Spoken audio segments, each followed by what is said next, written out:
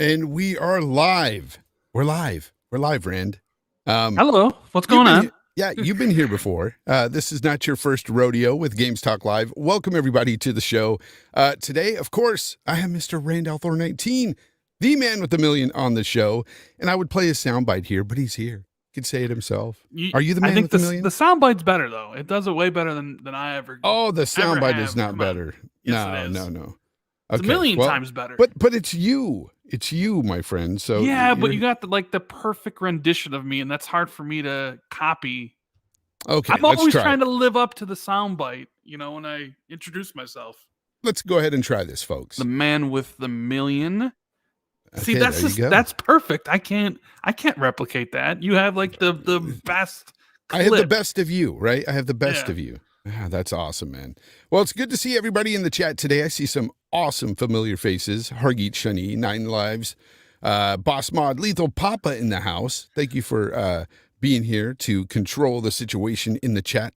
If it shall go bad anyway, I've got Lethal here. Risk It for the Biscuit, Death Mobile, Jigga J, it's Timmy, lots of good people. Gaz is here, and he's naked apparently. You're always naked, Gaz. Always. Put some clothes on, bro. Put some clothes on. This is a family show. We don't do none of that here. Ban Mondays is here. He wants to ban Mondays, apparently. Let's go ahead, Rand. You've been here before. You know the drill.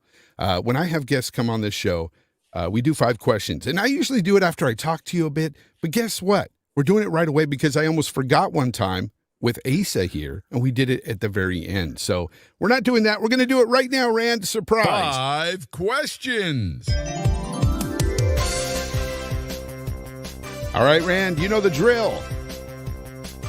5 questions, 4 trivia, and one of them is going to be subjective. It won't be the normal subjective question because we already got that from you the last time you were here. So we're going to go with these fresh questions here. So, Rand, are you ready? Yes, sir. Hit me. Let's go. All right. Get some music going. True or false? Tomb Raider Legend was the first Tomb Raider game developed by Crystal Dynamics. True or false? Oh, geez, that's interesting. Tomb Raider Legend. Tomb Raider Legend. Was it the very first Crystal Dynamic game? I'm trying to remember where that actually released. I'm going to say false. It was true. It was true, Rand.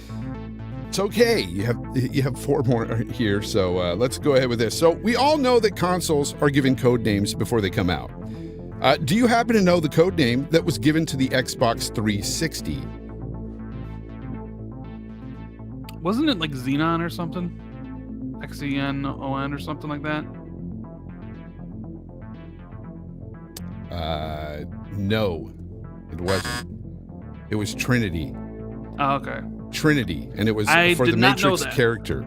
Yeah, but you tried, and that's all good because I think you did better last time. I do. Yes. I think you did better. Okay. You're getting these tough questions for me. That's not fair. You know what? People get super easy questions. No, they've been getting tougher, and people have been complaining about it. But you know what? They have to get tougher because I can't ask you, some cheap questions anymore. You are the man with the million. You should know more than that. Anyways. Why is Kratos so pale in the games? God of War. Why is he so pale? Because it's like the ashes of his I forget the exact reasoning. Something to do with ashes of his family or something. Correct. It's the ashes of his dead family. Correct. See, you got that. Some people wouldn't even know that. Even big hardcore God of War fans might not even know that. But anyway. There's been a total of 5 Uncharted games. Can you give me the name of the first game? Uncharted Drake's Fortune. Correct, sir. See, you're making your way back. Now, here is your final question here, and I can't ask you your favorite gaming experience of all time. We've already learned that the last episode you were on. So, favorite game of last generation, sir?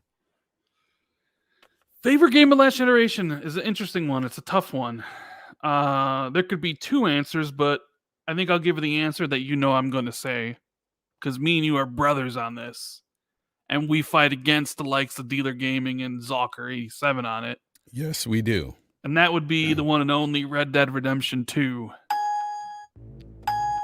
Best game of 2018, best game of the entire generation. Arthur Clark. Yep. The best protagonist. Somebody that I didn't care about at all leading into the story. I was like, I care about John Marston. Who's this Arthur Clark guy? I don't care. Facts. I don't care about Facts. this prequel story. And then I played the game, and it was just one of the most engrossing stories and character arcs I've ever seen. I'm giving you tons of bells there. Yeah, tons I of should. dings, because that game is the best game of last generation. There's no other opinion out there. That is it. That is it. You heard it from the man with the million himself. Yeah. And don't Red listen Dead to 2. frauds like Dealer and Zalker on this. Yeah, especially Zocker. You know, he knows nothing of this game. He didn't even beat it. I know, right? So let's go with what that. a joke. Imagine not beating Red Dead Redemption 2. Imagine not beating one of the greatest games of last generation. Imagine that. There's a lot of people out there that haven't beaten it and argue with me a lot, but they're wrong. They're wrong, Rand. So how does your co-host, you're with Xbox 2. So how's your co-host, Jez Corden of Windows Central fame? How does he feel about Red Dead 2? Does he not like it? I don't or? think he's played it, to be honest with you. I need to bring I that don't up. like that answer. I think I need to bring that up to him. And Next just time ask we do him, the show. Jez, why are you a fraud? He is a pretty big fraud. I mean, he's Yeah. just finally played God of War 2018 on PC because he's reviewing it. But even still, he's not even going to finish it. But he's all in And this you know whole this. Dark Souls crap going on, right? He's like, "Ooh, Dark Souls this and Dark Souls that." You know, it's just like, shut up. Nobody cares about Dark Souls like that. Oh, man. Neo Game Spark in the chat said, Red Dead 2 story is top tier, but them controls are ass cheeks. LOL. You know what? They're not that bad. They're typical Rockstar controls. Yes, they need some updating for sure, but it's not horrible. It's not as horrible as some of them, some people make it out to be. The game was very playable. It was enjoyable for, what it was. I hope that they get better mechanics in the next game, but who knows, man? Do you think they'll get better at that, Rockstar, with their mechanics? You'd hope so. I mean, I agree with Spark. The controls were dated, yeah, but definitely. Still, even with those dated controls, best game of last gen, hands down. Yeah, hands down. Yeah, but the question will be: is Grand Theft Auto 6 going to be the best game of this gen? And that's the thing I find funny. Like, they talk about Red Dead's controls, yet people still play the hell out of Grand Theft Auto 5, and it plays the same. Like, the mechanics are the same, people. Like, all of Rockstar games that are open world like that play exactly the same. And will Grand Theft Auto 6 be the same as well? Will it have the same mechanics? Probably so. I wouldn't doubt it. Yeah, probably will. And people will praise it, yeah, right? Because it's not Red Dead. I don't understand some people, man. People complained about the horse riding in Red Dead as well, but then they praise Ghost of Tsushima. And I'm like, what's the difference there? I'm riding around on a horse the same way, buddy, going from point A to point B. It's not boring. It's fun. It's just different. Anyways, let's get on with the show. Rand, I have not asked you since you were here last, or when you were here last. I never asked you. I want you to go back, just as I told Mav, go back to being, baby Rand, or maybe not baby Rand, but toddler Rand. Okay. And give me kind of your origin story on gaming. Like, where did you start? Was it toddler Rand, or was it like, prepubescent Rand? I don't want to get into that. I don't remember how old I was. I mean, I had a ColecoVision. I had an Atari, but I don't really remember having those. So my first gaming memory is of the NES. I think I got one in maybe 89, 90, I want to say. I remember going, we had a family cottage in Wisconsin that we go up to every summer. And I remember going up there one year, and my friend was sick in his room, and I walked in there and he was playing Mike Tyson's Punch-Out! Ooh. I thought it was the coolest thing ever. And then for that summer, my parents got me the NES triple pack, which came with Mario Brothers, Duck Hunt, and Track and Field with the pad, Yeah, yeah. So yeah, that's where my gaming. Are you talking about the pad you laid on the floor with the big buttons? And you would like kind of Yeah. like run in Oh, I was place and there. do track and field. Yeah. Oh, yeah. So I remember that. that's where my gaming started, was with the NES. Specifically with Punch Out, because I remember seeing it and being like, I need this. Like, this is the coolest thing ever. And I remember we got the NES, and my dad would actually play Punch Out too. Like, he really liked it. But yeah, so Nintendo, from NES to the Genesis to essentially PlayStation to Xbox was kind of the path. Nice. Nice. Yeah. So, going back to that time, what was your favorite console growing up? Now, this is before you got into, let's say, even before the Xbox, generation, when you were younger. I would say, I mean, probably that's a tough one, because I would probably say PlayStation 1 or PlayStation 2. Definitely, if I had to rate the systems, like, I think 360 is my all-time favorite, and then I put like That's a good one. PS2 right underneath it. Yeah. Probably either the PlayStation 1 or the Genesis. Like, I had like Sega Genesis plus the 32X plus Sega CD, and I Okay, had so like you all were these more games. of a Genesis fan than a Nintendo fan. Yes. Oh, well, I only had the NES. I never got a Super Nintendo. I've Oh, never wow, played you a missed Super out, man. I never played a Super Nintendo game. There was I haven't tons of played good any of them. Super Nintendo games, man. Yeah, and the 64 I didn't own. My buddy did. Really? Yeah, so that's why, Wow. like, when I talk about Nintendo and people be like, why don't you like Nintendo? Because I don't have any nostalgia for any of their franchises, like Mario and Metro. Like, I like Metroid, but like, people talk about Zelda, but Zelda doesn't mean anything to me. Pokemon doesn't mean anything to me. Mario, even though I like Mario Brothers 3 and stuff, Mario doesn't mean, like, none of Nintendo's franchises mean anything to me, because I just had the one system and then I moved on. That's surprising. So, Yeah, that's yeah. surprising to me. So, what game early on would you say had the most impact on you, that really made you feel that gaming was it for you as a hobby? Like, this is why I love gaming. Early on, what game would that be? What game would that be? Final Fantasy VII, probably. Oh, my man. Oh, man. I love that answer, because Final that was Fantasy a great one. VII. Yeah, that was I remember playing Man. that, and was at grammar school maybe, and just thinking like, this is the coolest. And that was my first like RPG like that. I remember just playing that and being like, this is the coolest thing. I think I played that game 4 times. Yeah, I was a security guard at a casino at the time, so I was a young adult and I was playing that game, and all I kept thinking about was the game when I was at work all the time. I remember, and that's one of the first games that I really just sunk so much time into. So I agree, man. Awesome, awesome stuff. Okay, Rand, let's go ahead and get into some topics today. So we've all heard that Ubisoft Plus is coming over to Xbox, not into Game Pass like some were assuming. I mean, that's a lot of the stuff we were hearing behind the scenes, Rand. It's coming to Game Pass. It's coming to Game Pass. Rand, we know now it's not coming to Game Pass, at least not right now. And my question to you is, do you think we'll ever see this service implemented into Game Pass? Yeah, I think so. I think so. Even in this iteration, the $15 a month price point here. Well, I mean, it's tough to really talk about what Ubisoft Plus is going to be like on Xbox, right? It very well could be a watered down version of what is currently on the PC, where you don't get day one games, right? It could be like and that's a big issue. If it doesn't have that, that's not Ubisoft Plus. That's something entirely different. Well, I mean, that's what I've been arguing with Play people. has 2 different versions. Yeah, exactly. Because a lot of people are equating the EA Play service to EA Access on Game Pass, and that's not the same thing. So, because people are always telling me, Ubisoft Plus will go in there sometime, because look, EA Access is in there. And I'm like, that's $2.40 a month if you break it down. That's nothing. $15 a month is a lot for a company to let go. Sure. So in this iteration, you're saying that they would have to make another tier or something.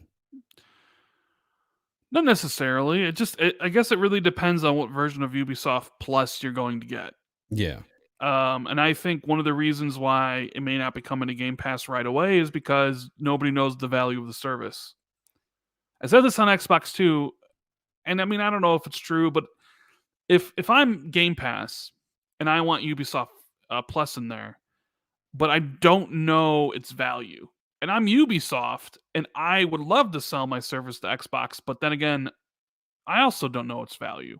Like EA Play, Microsoft knew the value they were getting because they knew how many subscribers they had in EA, right? And they knew how much they were paying. So both Xbox and EA knew the value of EA Play. So Xbox could make a good offer and be like, listen, we'll buy out all the people. We'll put your service into Game Pass Ultimate. We'll pay you this much amount of money because that's what it's worth. Because we both know that this is how many people are paying X amount of dollars per month. But with Ubisoft Plus, since it's not launching or since it's already not on console, Ubisoft doesn't know what to sell it for, and Xbox doesn't know what to essentially buy it for, right? So I think a scenario could develop where Ubisoft Plus maybe comes out and it's on, and you can subscribe to it for a year, and then after a year, Xbox and Ubisoft come together and they're like, okay, this is how many people we have paying this amount of money. Make us an offer to go into Game Pass. Yeah. And then both parties would then be able to determine, okay, well, this, like, we can offer this amount because that's how many people are there. I think something like that could be realistic, but even the announcement of them saying that that it's coming to Xbox doesn't necessarily preclude it not dropping day one into Game Pass. It's just like it's coming to Xbox in the future. And who knows what the future is, Fonz? The future could be the end of the year, for all we know. Ubisoft Plus may not make it until November. And at that point, maybe they already worked out a deal to get into Game Pass day one. Who really knows? Well, one thing's for sure. I do see this service going over to PlayStation as well at a later date. That I think will happen, right? Ubisoft Plus, you think that'll go to PlayStation as well, right? I think it will. Just like EA Access did. I would imagine there might be some... I mean, yes, I think eventually, yes. But I do think there might be some timed exclusivity, right? Like, I know Ubisoft Plus is on Stadia, and it's been on Stadia for a bit. And it's also on Luna. So I would imagine if Xbox gets it, maybe they want a year or so before it comes to PlayStation. Who knows? Because it took a while for EA Play to come to PlayStation. And that was, I think, because they didn't want the competing subscription service on the PlayStation storefront, but that has changed. I think it's really tough to say without knowing if this is going to be the full Ubisoft Plus service where if you subscribe, you get all the day one games and the DLC, right? Yeah. It's really tough to say until we know like the finer details. When's it launching? What's launching with it? Are there day one releases? Are there DLC with it? Because if it's a watered down version that's $5 a month or $7 a month and it's just a back catalog, well, then you can easily slot it into Game Pass and not necessarily have to raise the price. But exactly. That's what I've been getting at too, Rand, is the fact that I can see that. Now, some previous games, all their older titles like EA Access does into Game Pass, I could see that going into Game Pass, but not all their day and dates. I can't see that. I just have I just don't really see Ubisoft wanting to do that on console for whatever reason just yet. So, like I said, we have too many unknowns. We don't know exactly what's going on. We do know that Rainbow Six Extraction is coming to Game Pass on day one. Yep. Which is interesting because that would have been a day one game for Ubisoft Plus. Suppose like if it actually was on the service. So this is one of those things where it's just kind of like, we gotta wait and see. I do think Ubisoft Plus will come to Game Pass at some point. Me and Jez were hearing a lot of things about it in the past year or so. But you don't necessarily think it'll be in this capacity with day and date. Yeah, I've always said that. Okay. I always said we could agree there. I felt that Ubisoft Plus would have to come to Xbox first as a standalone service before it came to Game Pass. And that's what it looks like it's doing. So, maybe at some point in 2023 it joins the service. I don't know. Maybe EA has a no compete clause where they're like, we're the only one in Game Pass until X amount of time, and then somebody else can join, right? That may be true. You never know how some of these Never know. contracts are worked out. Yeah, they're all different. Yeah, Risk It for the Biscuit says, can't see all publishers having their own subscription services successfully for long periods of time. There'll be too many, they have to consolidate. That's his thoughts. What do you think about that?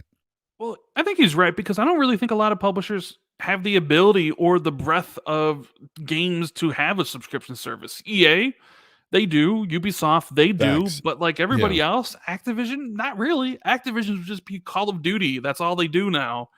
Warner Brothers, not really. Take-Two, not really. I mean, honestly, when you think about it, the ones that have a subscription service, are the ones who have the amount of titles you'd be able to put in there. Like Sony could do one, Xbox is doing one, Nintendo could do one if they wanted.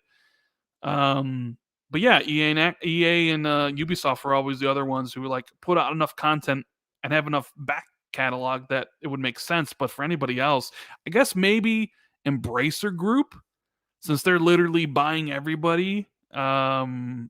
Maybe they eventually, like, I've always wondered, like, what is the end goal for Embracer Group? They buy all these studios, they own all this IP. Is the end goal some sort of subscription service? That could be it. And they could probably do one with everything they own. But yeah. I don't disagree with that. And part of this whole thing, like the Ubisoft Plus deal coming to Xbox period, is I think this is strengthening a partnership between Ubisoft and Xbox. Not a partnership, but strengthening their relationship. And, that's why we're getting a game like Extraction Day One. And it benefits both. It's a big W regardless how you spin this. It's a big W for both companies because you have Extraction in there. All the microtransactions and stuff are going to do well within Game Pass. So both companies benefit from that as well. There's a lot of things. And I know Hargeet, he's mentioned in the past to me on the last show when I was talking about this, that he could see them basically saying, Microsoft can offer them a few dollars instead of per person, per subscription of Game Pass, instead of, say, the 15, because there is 25 million, possibly 25 million Game Pass subs out there. And it would make sense. They could make more money that way. But, again, $15 a month, let's say they get 3+ million subs on Xbox alone.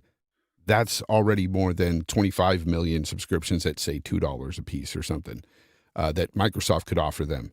I don't know. But Hargeet is in the chat, and he says, I doubt it will go to PlayStation. PlayStation wants the cut of full game sales. It would have to be watered down on PlayStation. I think it'll be watered down on Xbox as well, though, Hargeet. I think it will. But you're saying that you think it'd have to be watered down completely just to be a subscription service over on PlayStation. That's interesting. What do you think about that, Rand? Think PlayStation would let them come over there? Like I said, it's too tough to say without knowing what it's going to be like on Xbox. I can't imagine it being, if it is like full Ubisoft Plus on Xbox, that if it did go to PlayStation, it also wouldn't be the full thing. Because why would PlayStation want a watered down version of what their competitor has?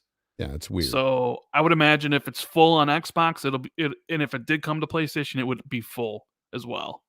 Yeah, I think so too.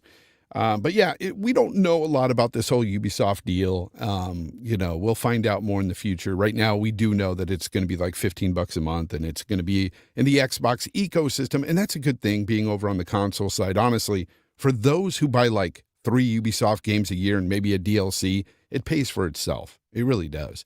Because, it gets expensive. You're buying all these games, and Ubisoft seems to drop a lot of games every year. So why not? I could see the benefit for a lot of people out there. Are you going to be partaking in this $15 a month service or no? Like I said, it really depends. It really, really depends on what the service is and how much it is and what's out at the time. Because even looking at Ubisoft's offerings this year, they don't have a lot of games coming out this year. Huh? They got Rainbow Six Extraction, which was delayed from last year. And it's in Game Pass. And it's already in Game Pass. Yeah. Pretty sure there's no Assassin's Creed. this year. No, aren't they just like releasing Assassin's Creed DLC at this point? Yeah, I think the next DLC is in Yeah. March, but there is no They're big. full-blown Assassin's Creed game this year. Yeah, right? they're big expansions. That's what I should call them. It's more of an expansion. They just put out a Far Cry. Yeah. So we won't see one of those for 3-4 years. Splinter Cell remake is years away. I'm trying to think what else. Yeah. Division. I know Division has their free-to-play game. Free-to-play. You don't need a subscription for that. I think the X Defiant game is also free-to-play, so you don't need... Man, I really don't see this being a great thing this year. Yeah, so I don't know. Like, it really depends. Like, unless you want to play some of their older games, then it makes sense, you know. Yeah, if you want to play their back catalog, then then go for it. But yeah, I don't think Ubisoft has a lot of games they're releasing this year. But then again, we don't know a lot of games that are releasing for the fall yet outside of Starfield. So yeah. Hargeet says there's also potential that Ubisoft and Sony surprise us, and Ubisoft Plus is in Spartacus. That would make Spartacus much more compelling. Yeah, it would. That'd be huge. Holy crap. Didn't even think about that, Rand. What if that happens? Yeah, I mean, I guess look, Ubisoft Plus is already like a channel on Luna and Stadia. It's already there. It's like something that you could subscribe to. And is it the same thing over there? Is it like all day and date?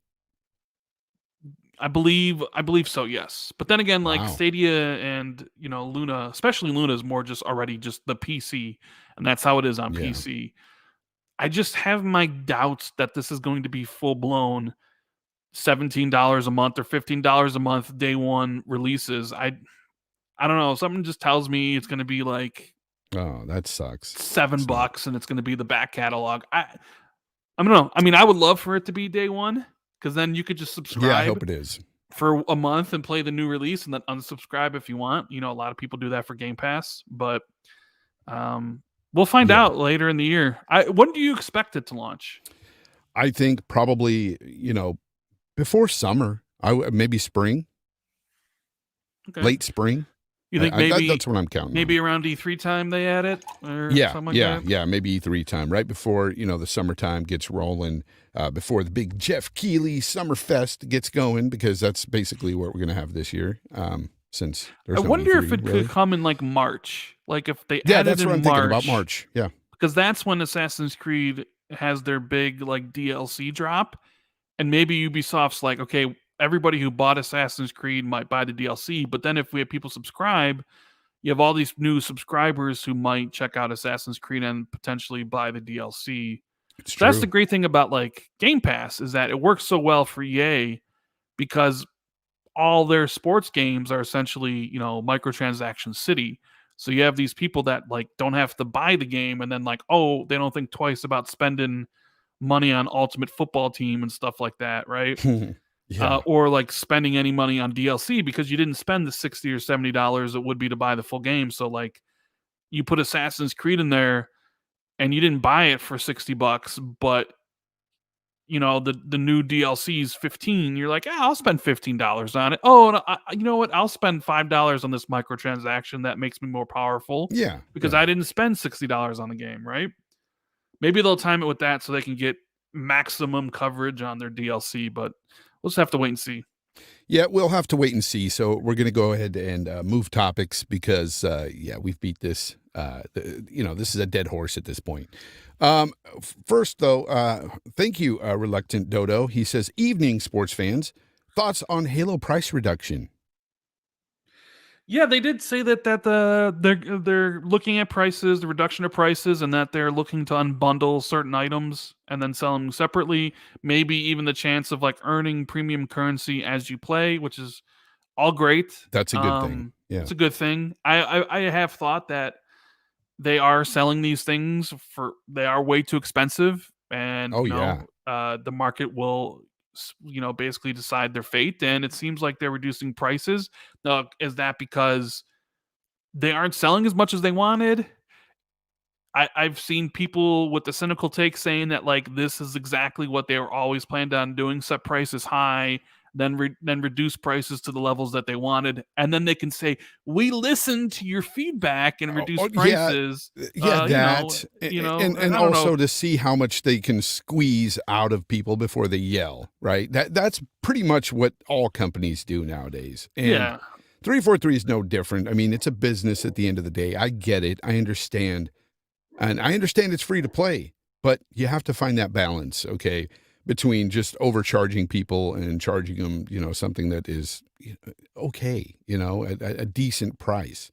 And like they were charging that $20 for an AI, character and like, what, eight different paint sprays or something for your armor. It was something stupid. And people were really up in arms about that. And rightfully so, man. That's just overpriced stuff. And, I mean, I always, if you don't want to buy it, don't buy it. The prices will come down if nobody's buying it, and it seems like the prices will be coming down and maybe being unbundled, which is good. I'm never going to purchase anything. I don't need me some.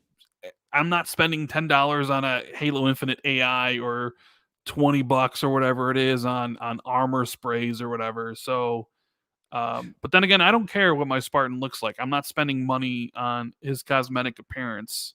That stuff never matters to me. Yeah, you and I are the same mind with that sort of thing. However, like what I've told other people as well, on RDX especially, I said that these free-to-play games, they bank on people buying these microtransactions because this is what supports their free-to-play game. So somebody has to buy this stuff, or else, these games aren't really going to be, able to move on, go forward.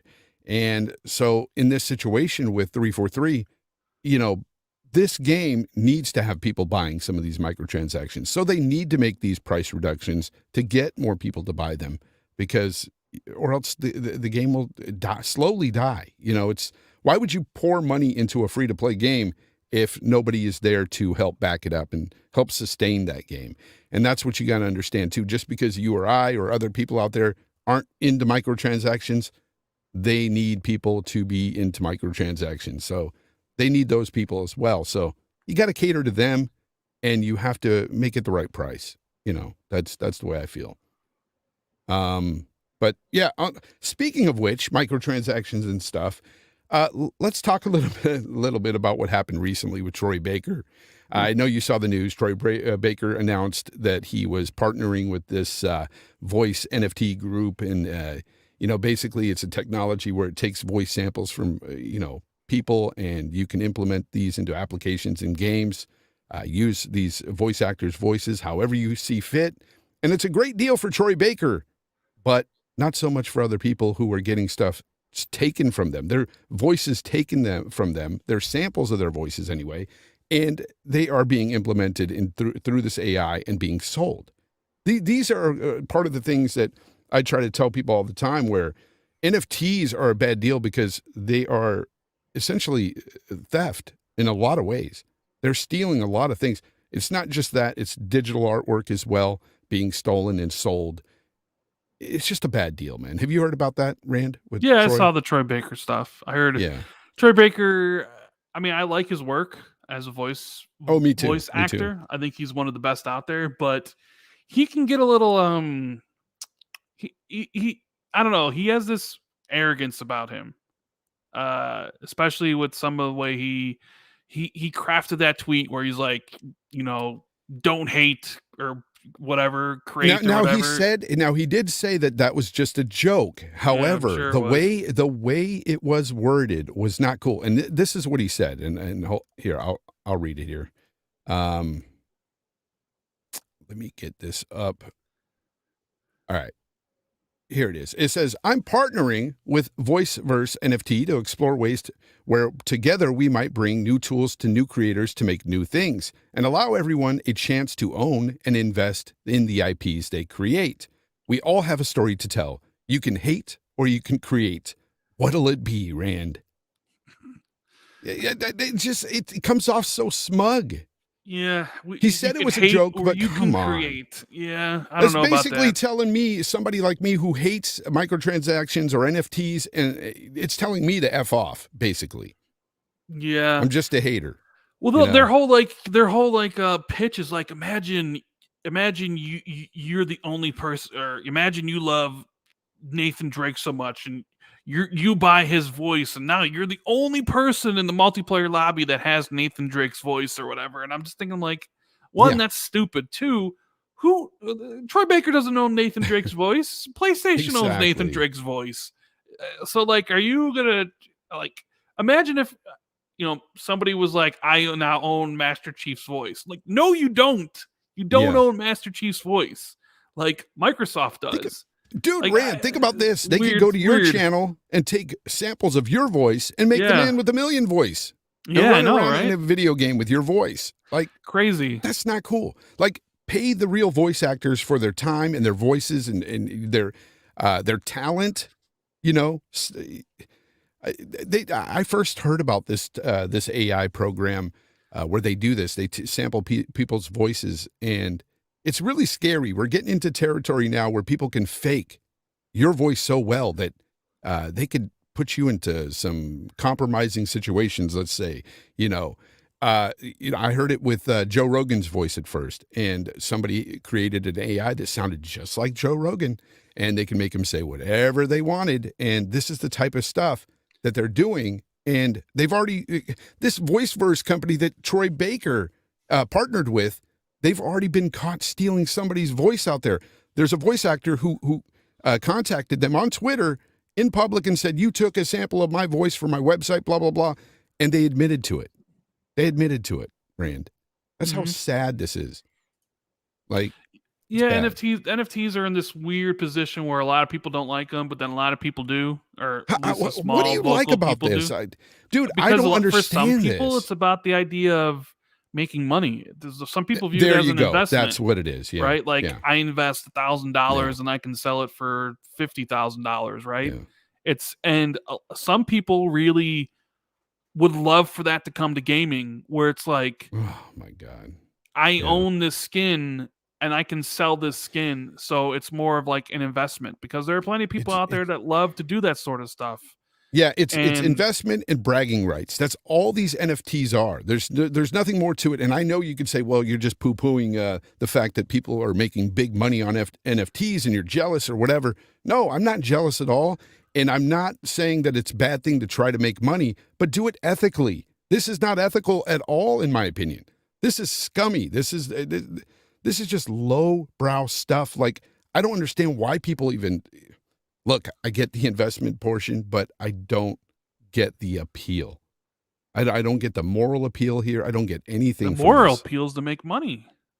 That's not moral. That's just, that's greed. And Reluctant Dodo here says Tuesday's store refresh will be interesting. He's talking about the Halo refresh stuff, with the game prices, and that's cool.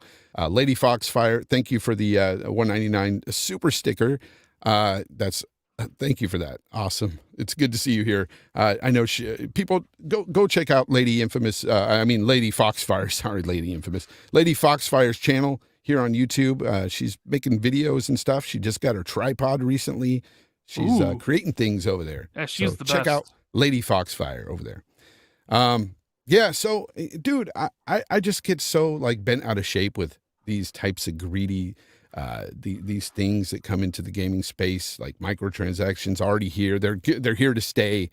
So nothing more I could do about that or voice my opinion on that, really, because it is what it is. $70 gaming, it looks like that's here to stay as well. But hey, I'm still going to voice my opinion there.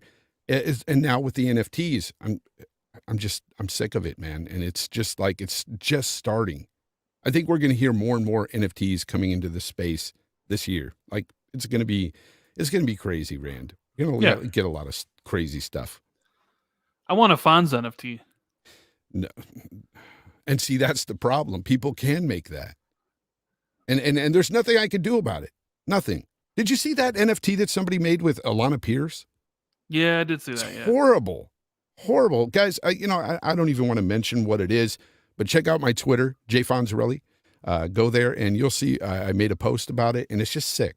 It's just nasty. And people are using that as an NFT to sell and making money off of her. And it's just sad. It's so dumb. Anyways, I'm going to move on. NFTs just are infuriating. It seems the UK retailers have gotten rid of the PlayStation Now cards that they were selling. And this is people are speculating now, Rand, that this is all in preparation for the merger of PlayStation Now and PlayStation Plus. This new tiered service dubbed Project Spartacus. What do you think, Rand? Are we going to see this Project Spartacus soon from PlayStation? Yeah, probably in the next couple months, I would imagine. Yeah. But like, what's your thoughts on it, man? Well, it's kind of like Ubisoft Plus. We don't know anything about it. Don't know pricing tiers. No, we don't know exacts. But do you think that this is in response to Game Pass, or at least the way Game Pass is being embraced by gamers in the I think media? some of it is. I think also some of it's so. because PS Now is just an abject failure. And really, man? Do you think it's a failure? PlayStation Now? Yeah, is it a failure? It's an abject failure. Yeah. I agree. I think Sony is trying to. They already have a pretty successful subscription service with PlayStation Plus, so like I think they're going to try to focus on that and build that up to even bigger. Yeah. Because PlayStation Now is just nobody cares about PlayStation Now at all. Nobody. So I know Jason Schreier said that internally PlayStation views it as a competitor to Game Pass. So if PlayStation views it as such, then that's what it is. But we don't know, like, is it just going to be like PlayStation Now wrapped into PlayStation Plus, where it's like for $10 a month you get PlayStation Plus and essentially what is PlayStation Now with all those games, or the same service, basically, just being rolled in. We don't know. We need more information, like, and then there's all like stuff about backwards compatibility. There's rumors going around that PS3 might be included. People are talking about like PS3 games have price tags on them now. A few of them. Well, it would be emulation though, there, right? Yeah, like back and pat. Yeah, because there's nothing they could really do to make the hardware do anything special for those games, I don't think. But yeah, the whole thing is that it's just I can't really give my opinion on it until I see what it is. I don't see any Jason Ronald wizards over there at Sony to be creating things like FPS boost and stuff for their back compat. So I don't think we'll see any of that. I think if you do get these back compat games, it'll be emulated back compat games. Fonz, how often do we hear from PlayStation fans that they don't play old games, bro? That's another thing too, right? So who's going to buy into this? If they don't play old games, why are they excited about this service? They clearly didn't care for PlayStation Now.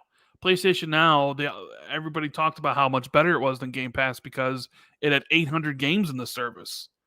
But as I've always said, gaming subscription services are a different breed than, say, Netflix and Hulu and music. Right? Like you can listen to old music, new music, whatever. Like I'll tune on Spotify and I'll listen to Led Zeppelin, and then I'll listen to like, Pearl Jam and Nirvana. Like, yeah.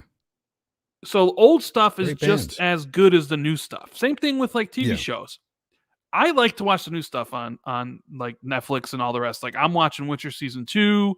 I'm watching Yellow Jackets on Showtime. But then there are plenty of people that like just want to veg out and watch The Office and Friends and Seinfeld and Frasier and all that stuff, right? How come nobody goes back to like Knight Rider or any of those? No, some people do, but like the old shows are still viable in that thing. But with gaming, it's different. Gaming, nobody really wants to play the old games. Yeah, so like PlayStation Now is 800 games, but they're all old. They're all PS2, PS3. And most people don't care about that. You're talking about the games that feel really heavily dated. Well, they're just really dated. Mechanics like people, So I don't know. Like I'm not sure. Like having backwards compatibility locked behind like a higher tier is really going to do all that much, because I don't really think people care that much about their old titles. Like people want new games. People want day one titles, whether it's like Halo Infinite day one or Forza or potentially, the Horizons, God of Wars. Like that's what people want to spend their money on and play immediately. And when you say comes like a year late, like the majority, like the majority. You're talking about the audience. majority, because there are a few people. There are people out there that do like older games and stuff. There's retro gamers and stuff, but the masses want new stuff. Yes, That's the masses truth. want the day one stuff. Yeah. And if you've noticed, like when Xbox first started Game Pass, it was a mixture of half Xbox One, half 360, right? Yeah. And then the longer we've gotten into Xbox Game Pass, it's basically all just either Xbox One titles or brand new Series X, Series S.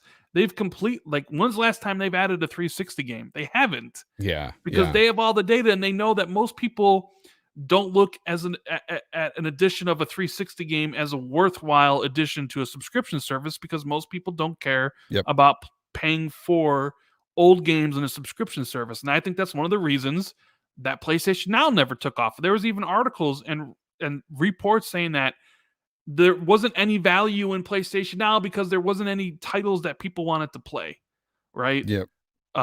So we'll just have to wait and see. Like I think merging PlayStation Now and PlayStation Plus is a really good idea, because PlayStation Now was going nowhere. Yeah. And I also like the idea of competition. Like, same. If PlayStation, Spartacus is gonna go after other bigger titles like Game Pass, then it's good for the developer because they'll get paid more. And we know Xbox already, they have a pretty decent January for Game Pass with Rainbow Six and Mass Effect and what else? Hitman Trilogy, right? And I think they need to continue with that. So it's going to be interesting to see both those services battle for games. Yep. So I think Lansville Paul has it right when he says, when it comes to back compat, I'll only go as far back as the previous generation. And I think he's spot on with that.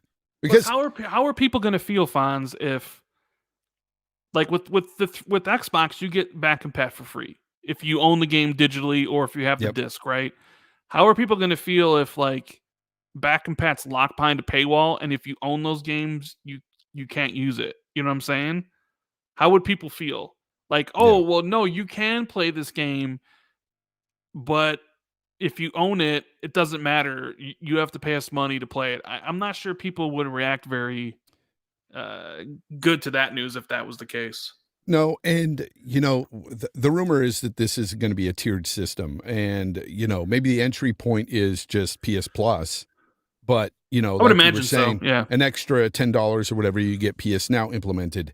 I don't think people are really going to jump on that if it's just PS Now that we know it, to be. I think currently PlayStation Plus is $5 a month, right? And I believe PlayStation Now was $10. It was $10 a month. So maybe like they just rolled in there, and PlayStation Plus is $5 and you just get PlayStation Plus. $10 you get PlayStation Plus and PlayStation Now stuff.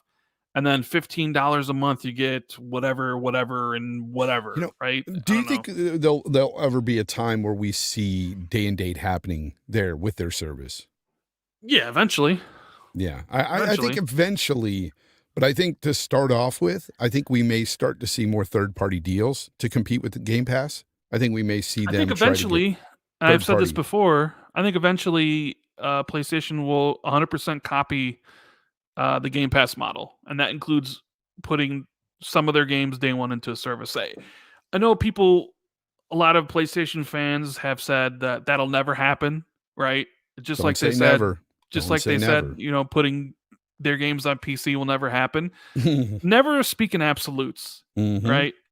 Because you don't know the mind of the corporation and what PlayStation is planning. So at some point, Sony will put one of their games day one on Game Pass. Maybe it's one of those, or day one in Spartacus. Maybe it's a smaller title. Maybe it's a multiplayer game, whatever. And they'll see the data, what it does. It's funny, Rand. It's funny you say that, because I am with you 100%. I said the same thing on RDX when this news broke about Spartacus, and I was saying, I feel like they're going to start off with maybe creating some more multiplayer games to implement into their service, because it would make sense, right? Try to create some multiplayer games to put into the service to generate some hype there for, PlayStation, because they need multiplayers regardless. And then maybe build on putting your smaller titles in there. Maybe, you know, they have passion projects or whatever they want to throw in there. Who knows? But eventually it's going to get to the point where their big blockbusters will slowly trickle into that service. That's what I feel anyway. It might be years down the line, but it'll happen. Yeah, I mean, everything takes time. Everything does take time. So I think they will eventually do it, and they'll whatever game they choose, they'll definitely look at the data points and see, okay, how did this work for Yeah. the service? How many people subscribed?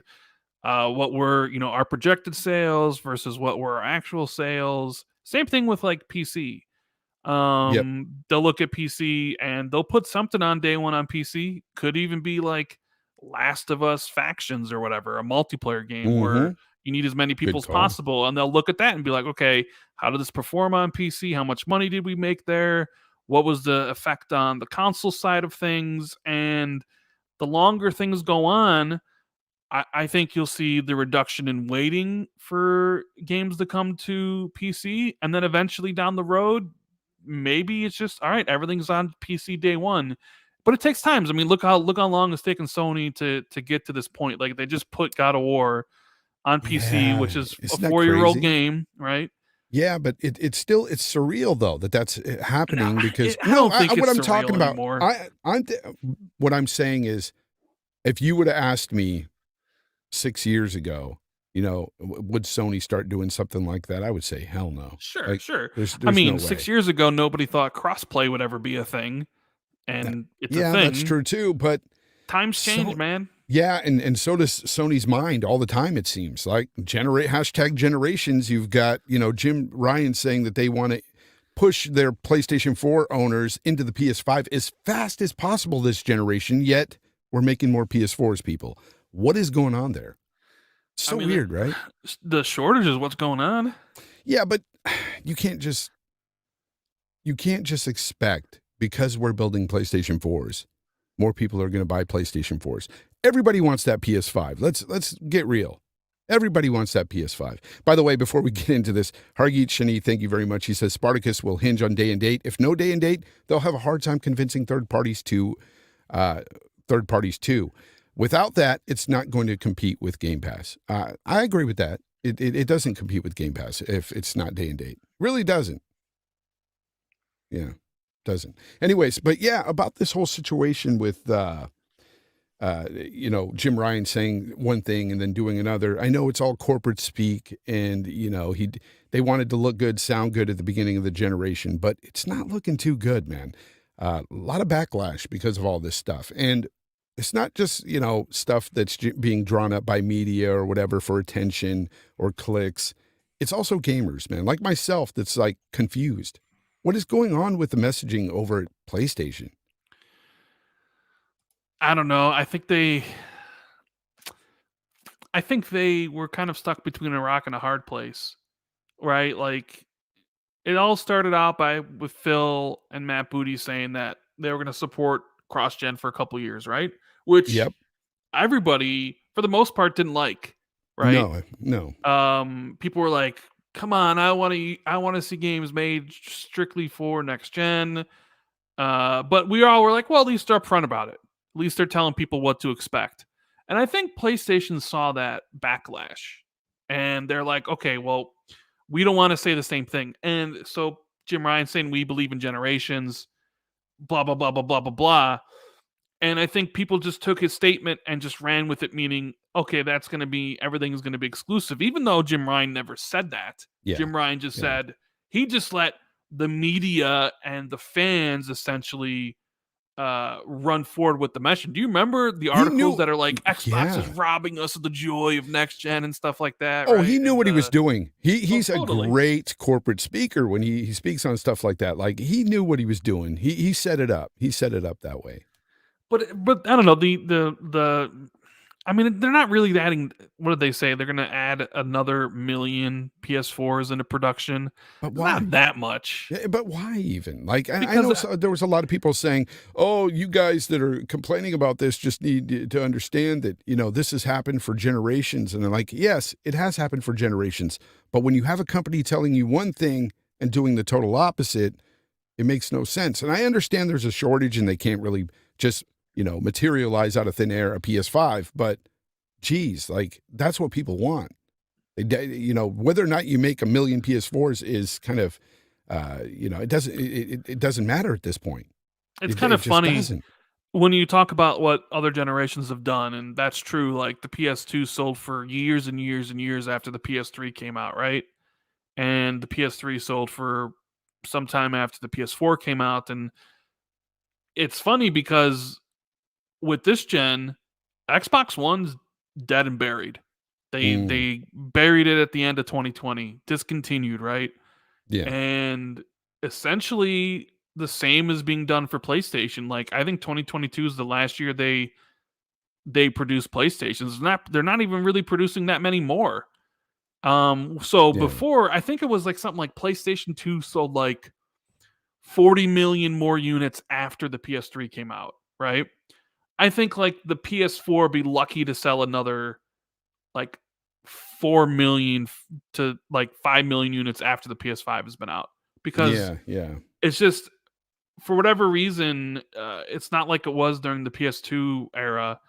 It's people did move over to PS5 pretty fast. I mean, they did for a long time. They were selling faster than the Oh, yeah. PS4 was at a higher price point too. Yep. They were selling as like PS4 was $400, and PS5's coming out and selling the same amount, but selling it for $100 more.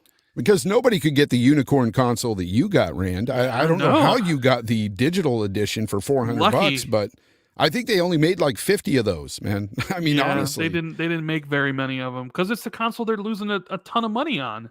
So why would they produce it? It's just a nice way of saying that, starting at $399, because they knew the Series S was going to be starting at, you know, $300, right? So they needed that $100 gap, because it would have looked really bad if there was a $200 gap. But yeah, I'm sure the digital will become more in production eventually when they can maybe start breaking even on the cost of it, right? Yeah. So I think they said they're just starting to break even on the PS5 regular version.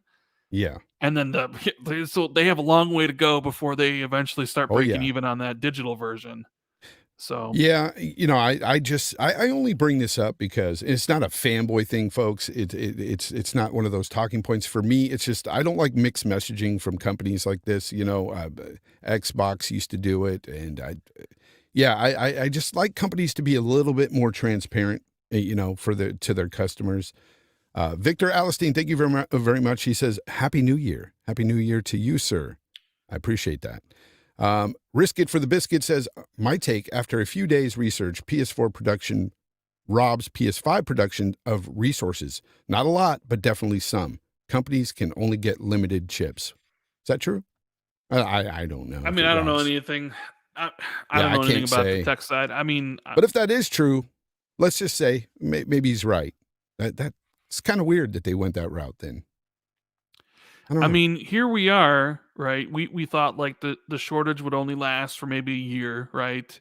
And it's just as bad as it's always been. And now there's reports it's going to last all of this year, and maybe be somehow fully back to 100% in 2023. So who's to say? Microsoft's decision to go with the Series S in hindsight is brilliant. Was brilliant because now they can produce twice as many as they can with the Series X. And with Sony constantly sold out, just like the Series X is, like Series S is sitting on store shelves, and Game Pass was a really good bargain, and it's like it's there, and like that's what the Series S is going to be the reason why the Xbox outsold PlayStation in November and December, right? Oh, yeah, like, and if they didn't have it, they wouldn't have. Yeah, that's true. But for me, it's like if I couldn't get a Series X, I would have bought a Series S. Why not? And didn't you get your son a Series S? I bought him a Series S for Christmas. And he loves it, right? And he loves it. And I think it's really cool for what it does. I'm really impressed with it. But yeah, I mean, I would have got one if I couldn't get a Series X. But my, dumbass stayed up in line all night just to be first in line to get a Series X. But you know what? I've been doing that forever, so I'm going to continue to do that. Who cares? Anyways, Black Rider, thank you very much. He says, PS3 sold until October 2017. Did Ryan really shut it down to force PS5 units? I don't know. PS3 or PS4? Yeah, what was he saying? Yeah, Yeah, I don't understand that. I don't think they made PS3s until October 2017, did they? I mean, That let's seems see like what a the long correct time. discontinued. Let's see. Discontinued. By the way, Colt in the chat says it's not true. PS4 chipset is completely separate and doesn't affect how many PS5s can be made. Thank you, Colt. Appreciate that. Dude, if there's a mod in the chat, take care of that. You know the one in the chat. I don't even want to say what they're saying, but yeah, with all the emojis. Yeah, it's just weird. Yeah, it does say the PS3 officially discontinued by Sony in 2017. Okay, so all right. Looks So like. yeah, maybe Jim put a kibosh on the PS3 at that point to focus on the PS5, but I don't know. I think that's just maybe just the time period they decided to do it. Who knows? I mean, the 360 sold for a while after the PlayStation or the my whole point Xbox to all One. this. My whole point to all this was the messaging, though. Jim Ryan wanted this to be the fastest migration from one generation to another. So, and clearly, they can't support that right now because they can't make enough PS5s. And yeah, we understand that. But I just thought it was odd that they started, making more production units for the PS4. Anyways, okay. One last topic before we go. I want to talk to you about recently Phil Spencer was interviewed and he talked about a lot of stuff. One of the things he talked about was a potential a database of bad players. And no, I'm not talking about those out there who can't, seem to get a kill on the battlefield or anything. I'm not talking about you guys, but I'm talking about bad players in the sense that, they say cruel stuff. They're bullying people online or they're hacking or doing stuff like that. And they get banned from one platform. He says that there should be a database for everyone out there to see who these bad players are and potentially ban them from all platforms. What say you on this? Kind of sounds like a pie in the sky type of thing. Yeah. Does. Wouldn't it be great if you could just remove all the bullies and all the bad people from every service out there? And all the console warriors, yeah. Sounds like that's more of like a dream than something that can actually be reality, right? Because Xbox and PlayStation and iOS, they all have their own individual terms of services, right? So unless they get rewritten to think well, if you break something on Xbox, then you're also banned on the other ones. Yeah, I think that's unrealistic to expect that to ever happen. But if you are an asshole, and you say terrible things to people and you get reported, I'm all for you getting banned. I know people will talk about freedom of speech and there's no freedom of speech stuff on a private platform. Exactly. Zero. Freedom of speech only ever applies to the government. The government can't stop you from speaking your mind about things. But when you sign up for Xbox Live, you agree to adhere to their terms, and I think they're well within their rights to remove you if you break said terms. Now, I'm not necessarily sure how that would work in a court of law if you broke a term in Xbox's court services, but then PlayStation banned you as well. That would be an interesting legal battle. But I think that's just Phil's desire to I get it. Wouldn't it be great if this person was removed from everywhere? I get it, but I don't think that's really ever going to be a realistic thing. I think when it comes down to it, I'd rather see maybe a database of these types of individuals out there and what their offenses were, let's just say whatever it was they did. So I know personally as a gamer, and I know to stay away from these certain people. That I can understand and that I would get along with. But to out and out ban somebody from every platform, I don't know. It would really depend on what they did or said and I would just like a database as well. But again, pie in the sky stuff. It's not really a big deal. A lot of people are running with it as if, Phil is going to lead this charge to ban everybody that's, said anything wrong on any platform. And I don't think that's the case. I think Phil is really getting down to the real bad folks out there that are really just, the bulliers and stuff. just nasty people of the world that you wouldn't want to associate with anyway. So I think that's what he's getting at. Hargeet Shani, thank you very much, man. He says the design decision to overclock the APU for the PS5 is going to hurt production. Will likely have a lower yield per production wafer. This will make it harder to make through the gen over Series S and X. What do you think about that? Their decision to overclock that APU. Do you think I don't know anything about it. I'm not I'm not a tech guy either. I don't know. Hargeet, if you're a tech guy, I get it. I would understand. I would be right there with you, but I really don't know. But if that's right, then yeah, maybe it does. Maybe it would affect it. Anyways, Rand, I want to thank you for showing up today and being It's awesome. only been an hour. What do you mean? Yes. Well, you know me. I only do it. We got about 2 more hours to go. Let's go. Shoot. No. Get Rand. cold in here, like we'll have a party, right? Just have a party with all of you guys. Yeah. It would be amazing, but no, people. Just no. I called Colt and he didn't even bother calling me back. What you know what? Because Colt is a fraud. All the time. He deliberately skips my calls and then he doesn't call me back. And then I talk to him 2 days later. I say, why don't you answer my calls? And he's like, you know what? You're beneath me. And I'm just like, wow, that's really cold. And he goes, hey, it is what it is. Anyways, shout out to Colt. He's an awesome person. And I'm just kidding. No, he's a great guy. Good friend. But no, thank you for showing up today and being an awesome guest, man. Thank you very much. I appreciate it. And everybody in the chat, thank you. Tell everybody, Rand, where they can find you. They can find me on my YouTube channel, youtube.com/RandalThor19. Thank you for tuning in to Games Talk Live. Games Talk Live. And Fonz. Exactly. And hit the like button, guys. If you enjoyed the show, please remember to do that. If you haven't already, thank you very much. If you're listening to me for the first time, either here on YouTube or Spotify, Apple Podcasts, Google Podcasts, I'm everywhere, okay?